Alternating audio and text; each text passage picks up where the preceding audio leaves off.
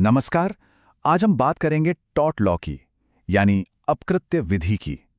ये थोड़ा मुश्किल लग सकता है, लेकिन फिक्र मत कीजिए। हम इसके एक ऐसे बुनियादी नियम को तोड़कर समझेंगे जो कानून के हर छात्र के लिए जानना बेहद जरूरी है। चलिए एक बहुत ही बुनियादी सवाल से शुरू करते हैं। सोचिए, आपके साथ कुछ गलत हुआ, पर वो ना तो कोई जुर्म है और न ही किसी कॉन्ट्रैक्ट का टूटना। तो फिर क्या होगा? यही वो सवाल है जो हमें टॉर्ट लॉ के होने की वजह बताता है। इस सवाल का जवाब एक लैटिन शब्द टॉर्टम में छिपा है, जिसका मतलब होता है मोड़ना या कुछ गलत करना, और यहीं से निकला है टॉर्ट लॉ, जो एक सिविल रॉन्ग यानी नागरिक दोष के बारे में है। आसान भाषा में कहें तो जब किसी के गलत काम से किसी और को नुकसान पहुंचता है तो उस पर कानूनी जिम्मेदारी आ जाती है। और हाँ, जो व्यक्ति ये गलत काम करता है उसे कानून की भाषा में एक खास नाम दिया गया है, टॉर्टफीजर यानी अपकृत्यकर्ता। यही वो शख्स है जिस पर जवाबदेही तय होती है। ठीक है, तो अब सवाल यह है कि टॉर्ट क्राइम और कॉन्ट्रैक्ट के उल्लंघन से अलग कैसे है। ये टेबल इसे बहुत अच्छे से समझाती है। देखिए, टॉर्ट किसी एक व्यक्ति के खिलाफ होता है, जबकि क्राइम पूरे समाज के खिलाफ। और टॉर्ट में हमारा कर्तव्य पूरी दुनिया के प्रति होता है, जिसे राइट इन रेम कहते हैं। लेकिन सबसे बड़ा फर्क है उपचार में। क्राइम में सजा मिलती है, कॉन्ट्रैक्ट में पहले से तय हर्जाना, पर टॉर्ट में मिलता है अनिर्धारित क्षतिपूर्ति। मतलब नुकसान कितना हुआ है ये कोर्ट तय करती है, पहले से फिक्स नहीं होता। चलिए अब फटाफट एक छोटा सा टेस्ट करते हैं। मान लीजिए आपके पड़ोस में बहुत जोर से कॉन्सर्ट चल रहा है और आप इम्तिहान के लिए पढ़ नहीं पा रहे। तो ये क्या होगा?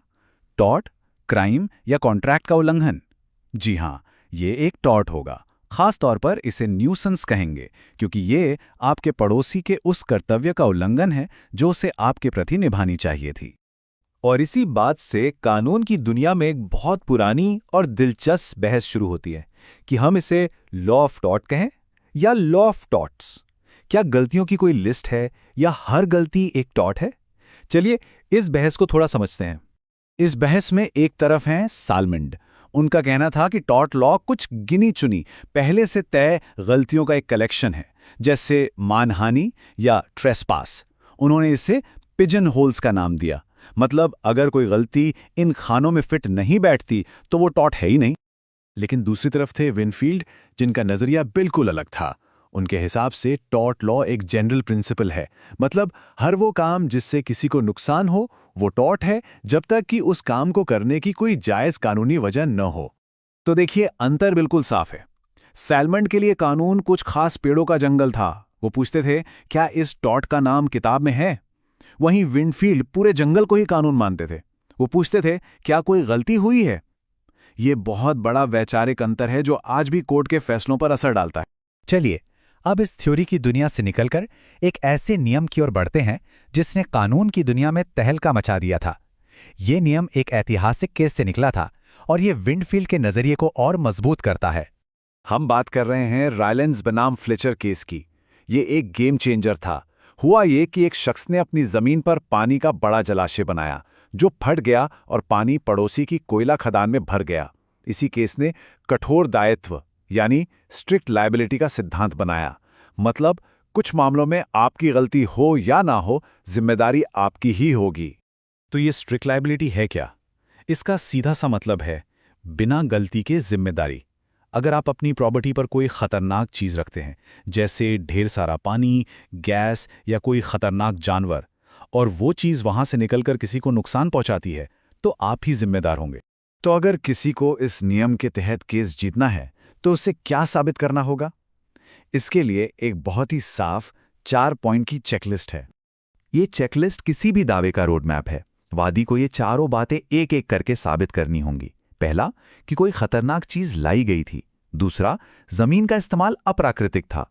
तीसरा, वो चीज सच में वहां से एस्केप हुई। और चौथा, उस एस्केप से ऐसा नुकसान हुआ जिसका अंदाजा लगाया जा सकता था। लेकिन कहानी यहां खत्म नहीं होती। मान लीजिए वादी ने ये चारों शर्तें पूरी कर दी, तब भी डिफेंडेंट यानी टॉर्टफीजर के पास कुछ बचाव के रास्ते होते हैं। ऐसे कुछ तर्क हैं जो उसे इस कठोर दायित्व से बचा सकते हैं। ये हैं वो बचाव के रास्ते। जैसे अगर नुकसान किसी दैवीय आपदा की वजह से हुआ हो, या फिर वादी ने खुद उस जोखिम के लिए सहमति दी हो, जिसे लैटिन में वोलेंटी नॉन फिट इंजूरिया कहते हैं, या फिर किसी ऐसे तीसरे अनजान शख्स की गलती हो जिस पर डिफेंडेंट का कोई कंट्रोल ना था, इन सूरतों में टॉर्ट फीजर बच सकता है। इस पूरे नियम का सार, इसका एसेंस जस्टिस ब्लैकबर्न के इस एक वाक्य में छिपा है। एक व्यक्ति अपनी संपत्ति का इस्तेमाल ऐसे नहीं कर सकता कि उससे उसके पड़ोसी को नुकसान पहुंचे। ये एक बहुत ही जरूरी संतुलन है अपने अधिकार और दूसरों के प्रति अपनी जिम्मेदारी के बीच। तो आखिर में इस सब का निचोड़ क्या है? ये सब जानना इतना जरूरी क्यों है? बात यह है कि टॉर्ट लॉ हमारी कानूनी व्यवस्था में एक सेफ्टी नेट की तरह है। ये उन गलतियों को कवर करता है जो न तो क्राइम है और न ही कॉन्ट्रैक्ट का उल्लंघन, और ये एक पुराने कानूनी सिद्धांत को सच साबित करता है, उबी जस इबी रेमेडियम, यानी जहां अधिकार है वहां उपचार भी है। और जाते जाते ये एक सवाल सोचने के लिए छोड़ जाते हैं। आज के ज़माने में जहां हमारे पास ड्रोन, सेल्फ ड्राइविंग कारें और एआई जैसी टेक्नोलॉजी हैं, सोचिए कि राइलेंड्स बनाम फ्लेचर का ये सदियों पुराना नियम किन नई खतरनाक चीज़ों पर लागू हो सकता है।